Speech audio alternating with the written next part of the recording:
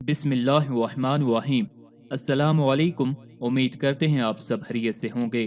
سب سے پہلے جس شخص نے حراست کی غرض سے کتا پالا وہ حضرت نوح علیہ السلام تھے، اور اس کا سبب یہ ہوا تھا جب اللہ تعالیٰ نے آپ کو کشتی بنانے کا حکم دیا تو آپ نے کشتی بنانا شروع کی، اور آپ جتنا کام کرتے رات کو آپ کی قوم کے لوگ چوری سے آ کر اس کو بگاڑ دیتے تھے۔ آپ نے اللہ تعالیٰ سے اس کی شکایت کی، چنانچہ اللہ تعالیٰ نے آپ کو کتا پالنے کی اجازت دے دی۔ جب رات کو آپ کی قوم کے لوگ آپ کا تیار کردہ کام پھر بگاڑنے کے لیے آتے تو کتا ان پر بھونکتا، اور اس طرح آپ علیہ السلام جاگ جاتے اور ڈنڈا لے کر ان کے پیچھے دوڑ جاتے اور وہ لوگ بھاگ جاتے۔ حضرت ابو طلحہ رضی اللہ تعالیٰ عنہ سے روایت ہے، رسول اللہ صلی اللہ علیہ وسلم نے فرمایا، رحمت کے فرشتے اس گھر میں داخل نہیں ہوتے جس میں کتا یا تصویر ہو۔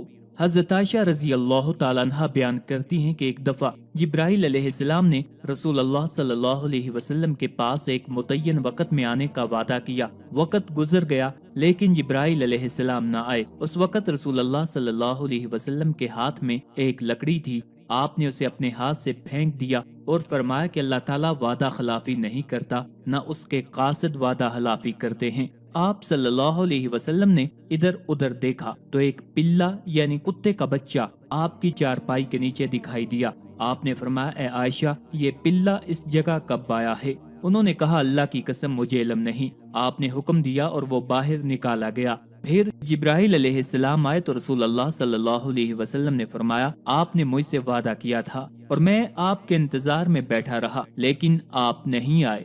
تو جبرائیل علیہ السلام نے کہا، یہ کتا جو آپ کے گھر میں تھا اس نے مجھے روک رکھا تھا۔ جس گھر میں کتا اور تصویر ہو ہم وہاں داخل نہیں ہوتے۔